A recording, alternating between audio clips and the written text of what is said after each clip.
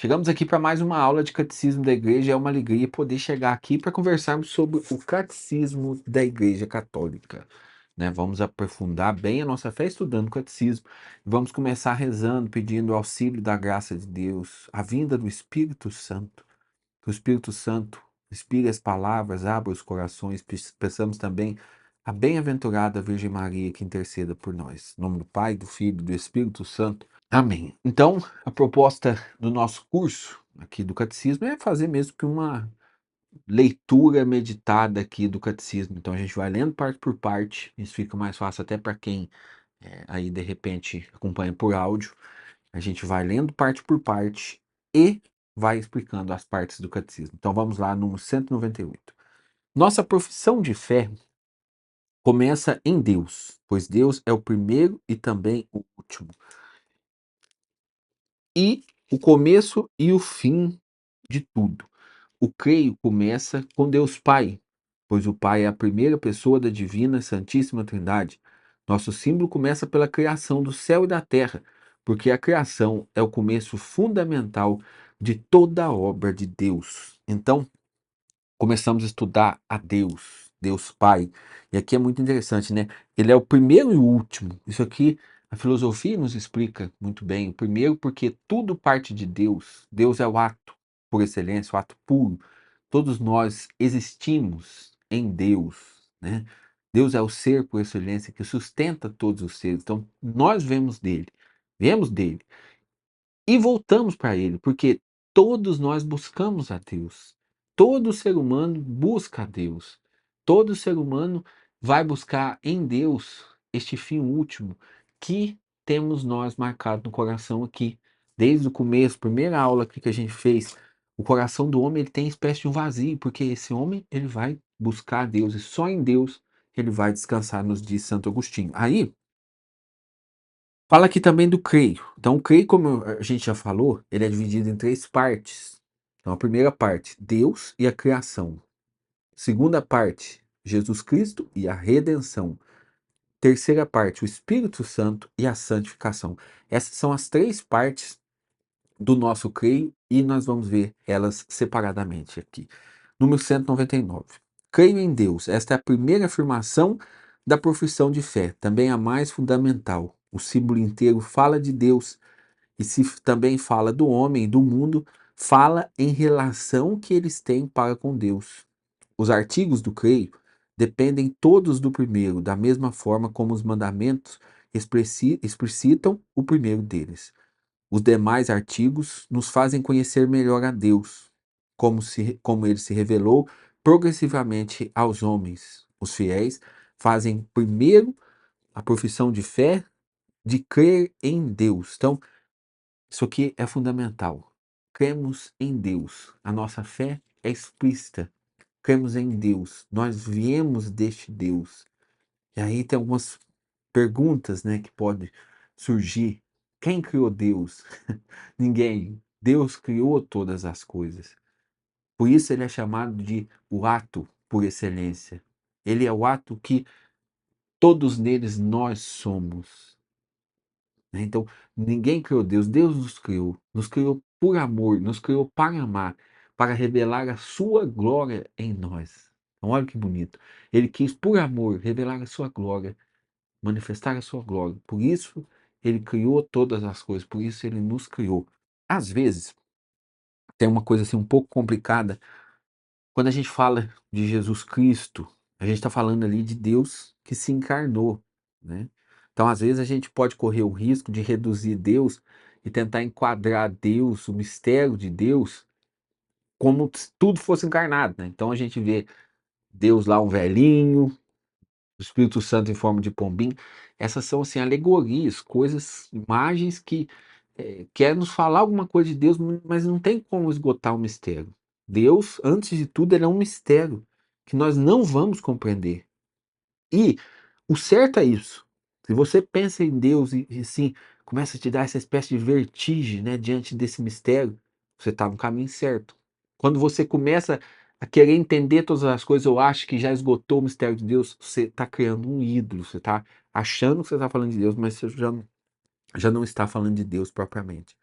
E diante desse mistério, nós precisamos então ter essa humildade e saber que nós estudamos, conhecemos a fé católica e vamos estudar, conhecer a Deus, mas jamais vamos esgotar o mistério desse Deus. Isso é um mistério inefável.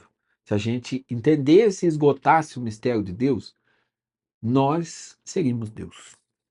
Aí segue aqui no número 200. Com estas palavras, começa o símbolo niceno-constantinopolitano, a confissão da unicidade de Deus, que tem sua raiz na revelação divina da antiga aliança, é inseparável da confissão da existência de Deus, igualmente fundamental. Deus é único e só existe um Deus. A fé cristã confessa que há um só Deus por natureza, por substância e por essência. Então aqui, nosso Deus é único, né? Todo o Antigo Testamento ele vai travar ao redor desse mistério, a unicidade de Deus, Deus único. Por quê? Deus chama Abraão numa terra pagã que cultuava deuses falsos. E Deus vai agora se revelar para Abraão, justamente como Deus único. Primeiro, no Antigo Testamento, ele se revela como sendo o único Deus verdadeiro. Depois, ele se revela como sendo o único Deus de fato. Então, Deus é um só Deus. Nós sabemos, e assim, ao longo aqui a gente vai ver isso, que Deus é um em três pessoas.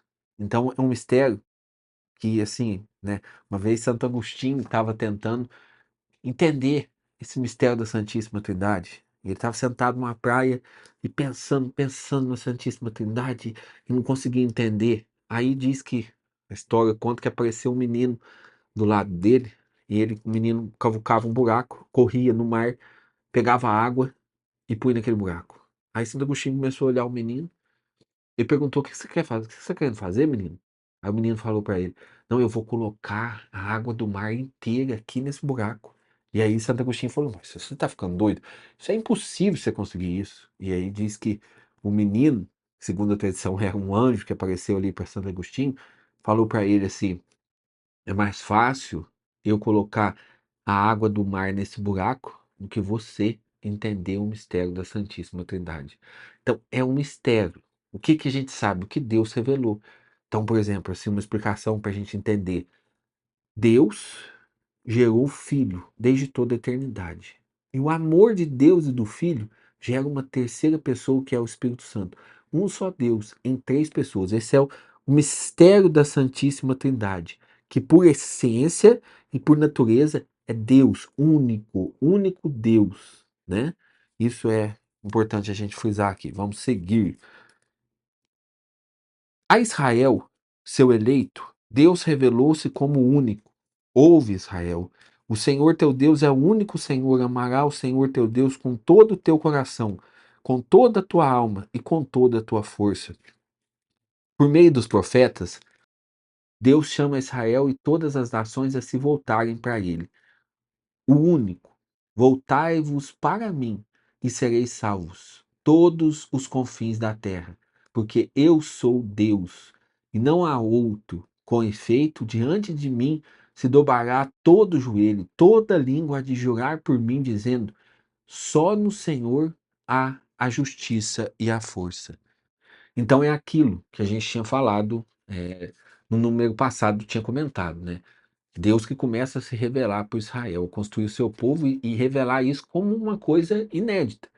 Então, por exemplo, quando Israel ali dentro dos povos que circuncidavam Israel, né, que vivia ali ao redor, por exemplo, da Terra Prometida, os povos ali que Israel trava as batalhas, todos eles eram politeístas.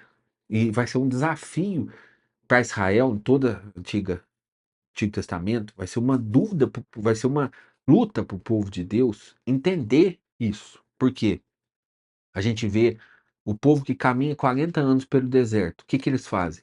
Eles caminham, mas no meio da provação, eles começam a cultuar os deuses falsos. Porque isso estava implícito dentro deles, da cultura deles da época. Então vai ser uma luta para Israel deixar os deuses falsos, deixar a idolatria para abraçar o Deus único e o Deus verdadeiro. Foi uma luta para eles.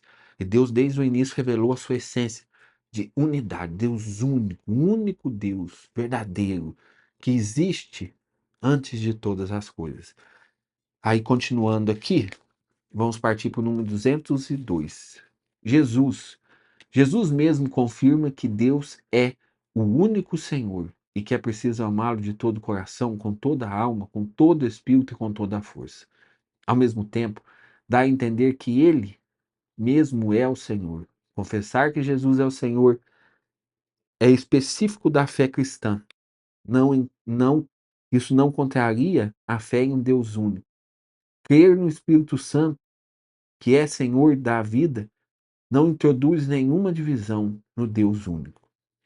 Cremos firmemente e afirmamos simplesmente que há um só e verdadeiro Deus, imenso e imutável, incomparável, todo-poderoso, inefável, Pai, Filho e Espírito Santo, três pessoas, mas uma essência, uma substância, isso é, uma natureza totalmente única. Isso aqui é uma afirmação do Concílio de Latrão. Então aqui, Jesus Cristo, o Espírito Santo, único Deus, um só Deus em três pessoas.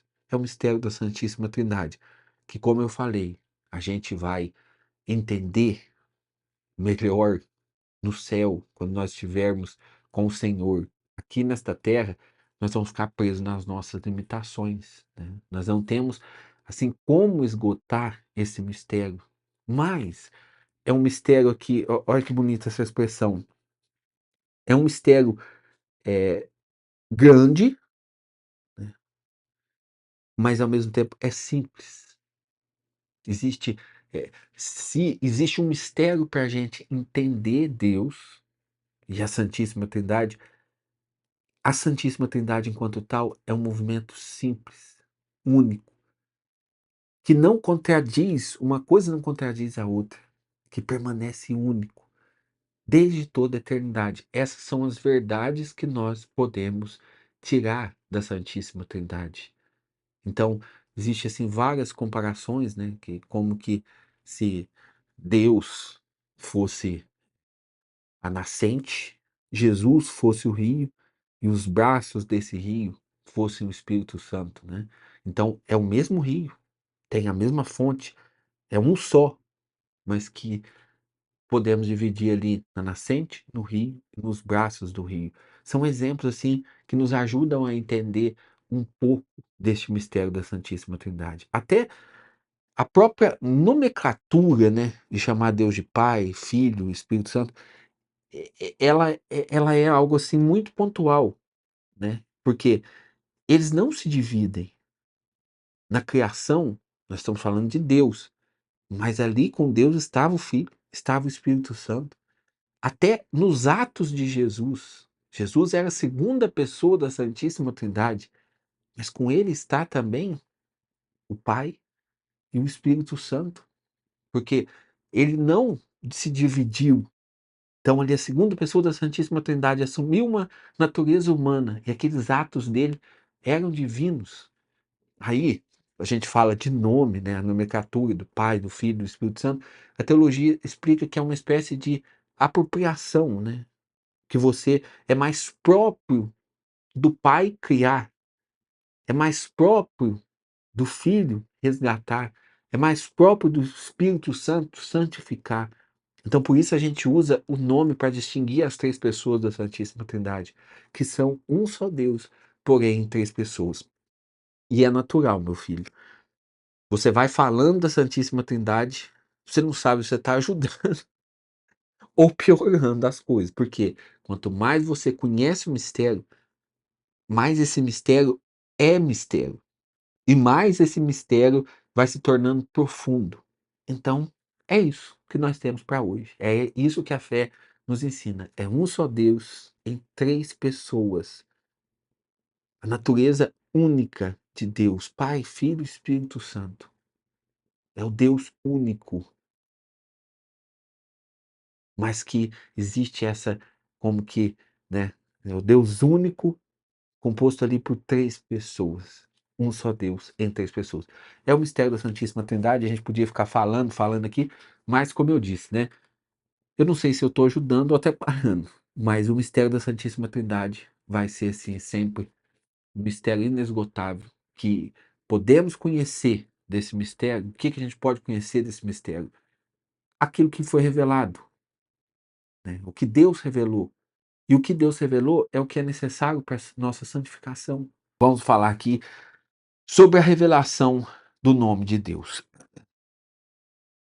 A seu povo, Israel, Deus revelou-os dando a conhecer o seu nome. O nome exprime a essência, a identidade da pessoa e do sentido da vida. Deus tem um nome. Ele não é uma força anônima. Desvendar o próprio nome é se dar a conhecer aos outros. É, de certo modo, entregar-se a si mesmo, tornando-se acessível, capaz de ser conhecido mais intimamente e de ser chamado pessoalmente. Vamos já para o número 204. Deus revelou-se progressivamente ao seu povo sob diversos nomes. Foi, porém, a revelação do nome divino feita a Moisés na teofania da sarça ardente, pouco antes do êxito da aliança do Sinai, que se tornou a revelação fundamental para a antiga e a nova aliança.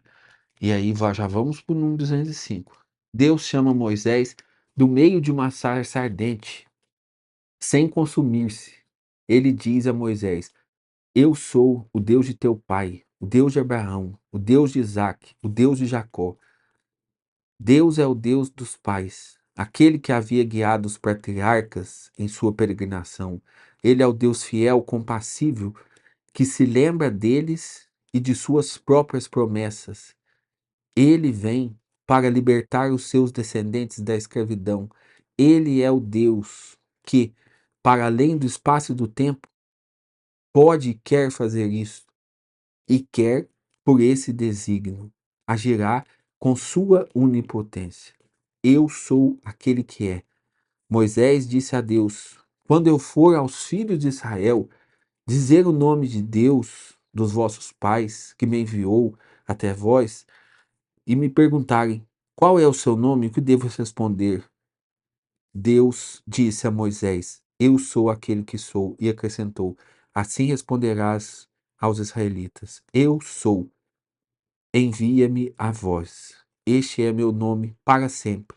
Assim serei lembrado durante de geração em geração. Então aqui é muito bonito, né, que antes de revelar o seu nome, o nome que é o nome que não é, né? Eu sou aquele que é, então eu sou um nome que não é nome. É uma mais assim um atestado da presença dele. Mas ele se dá a conhecer justamente como esse Deus bondoso e amoroso, que cuidou e que cuida. Cuidou, olha aqui para você ver, o catecismo da fala, ele é o Deus fiel e compassivo, que se lembra deles e de suas próprias promessas. Ele vem para libertar os descendentes da escravidão. Então, ou seja, antes até de revelar o seu nome, Deus mostrou a sua ação de amor, de misericórdia, de compaixão, de ser um Deus que vem para salvar, para libertar aquele povo. Aqui, para você entender, né, contextualizar um pouco, Moisés fala com Deus na sarça ardente, e aqui Moisés está no caminho da libertação do Egito. Então ali o povo era escravo no Egito e Deus veio para libertar. Deus veio para salvar aquele povo. Então ele diz a Moisés: Eu sou esse Deus que é compassivo, que veio para libertar, que vai te conduzir e te livrar dessa escravidão. Então isso aqui é muito bonito, muito profundo, porque esse é o Deus. O que que eu falei agora há pouco? A gente tem que ficar com aquilo que Deus revelou, ao invés de ficar tentando esgotar todo o mistério. Então, eis as revelações que Deus faz. Ele é o Deus compassivo, amoroso, que veio para salvar, que veio para libertar. Ele é o Deus que conduz, conduziu e conduzirá. Conduziu o povo no caminho da libertação do Egito. Conduziu esse povo à terra prometida. Esse povo conduziu os nossos pais, né? Porque nós podemos dizer que na fé Moisés, aquele povo, eram nossos pais. Esse Deus revelou em Jesus. Esse Deus continua fazendo a mesma coisa. O que que Deus está fazendo hoje? Ele está nos conduzindo, hoje não mais à Terra Santa, à Terra Prometida. Hoje Ele está nos conduzindo para Jerusalém Celeste, para o céu. Então, Antes até de revelar o seu nome, que não é um nome, Deus então revela essa sua identidade de ser um Deus de amor, compassivo, que cuida, que conduz, que age no nosso meio para nos libertar, para nos salvar. Fez isso no passado, é o que ele fez com Moisés, falou para Moisés. Está fazendo isso agora. E ele fala para mim, para você. Ele fez isso no passado e está fazendo novamente agora e continuará fazendo até a eternidade, a segunda vinda de Jesus. Vamos ver aqui o número 206 que ele vai nos ajudar a entender essa questão do nome. Ao revelar seu nome misterioso de Yahvé, eu sou aquele que é, eu sou aquele que sou, ou também eu sou quem sou, Deus declara quem ele é, com que nome deve ser chamado. Este nome divino é misterioso, como Deus é mistério. Ele é ao mesmo tempo um nome revelado e como que recusa ter um nome. Como eu falei, né? Um nome que não tem nome. Por isso mesmo, exprime da melhor forma a realidade de Deus. Como isso mesmo, exprime da melhor forma a realidade de Deus, como ele é, infinitamente acima de tudo que podemos compreender ou dizer. Ele é um Deus que não se deixa ver. Seu nome é inefável. Ele é o Deus que se faz próximo dos homens. Então, isso aqui é o essencial para a gente gravar. Vou até gravar aqui, ó. Ele não se deixa ver. Seu nome é inefável. Ele é Deus que se faz próximo dos homens. Eu sou. Eu sou aquele que é. Ou seja, ele é o único que é e nós somos nele. Agora, a gente pode entender um pouco melhor, então, quem é Deus e o que nós devemos entender de Deus. Deus é aquele que está próximo de nós. Próximo de nós por quê? Porque ele nos criou, porque ele nos sustenta no ser, porque ele caminha conosco e quer nos conduzir à terra prometida. Esse é o Deus que nós cremos, um Deus compassivo, ou seja, que anda no nosso compasso, que quer nos atrair a ter uma amizade com ele, quer nos atrair a ele, que nos criou por amor e para amar. E isso de criar para amar, a gente consegue entender por que que ele é invisível e por que que a gente não consegue esgotar, né, tudo sobre Deus. Por que que Deus é invisível? Por que que nós precisamos então da fé no meio desse mistério? Porque é o único jeito que nós temos de amar a Deus. Eu acho que eu já até falei isso aqui. Nós não teríamos outro jeito de amar a Deus. Você imagina, a pessoa que vê Deus, se a pessoa tivesse a capacidade de ver Deus, acabaria a liberdade da pessoa. Você imagina que, por exemplo, nesse episódio aqui onde Deus revela a Moisés, a hora que Moisés sentiu assim, os passos de Deus, né, a brisa da presença de Deus, Moisés se escondeu, sentiu medo, porque a gente não tem capacidade para ver a Deus. Se a gente visse a Deus, acabaria a nossa liberdade. Então, por exemplo, eu gosto de usar muito um exemplo, é o exemplo de Nossa Senhora de Fátima.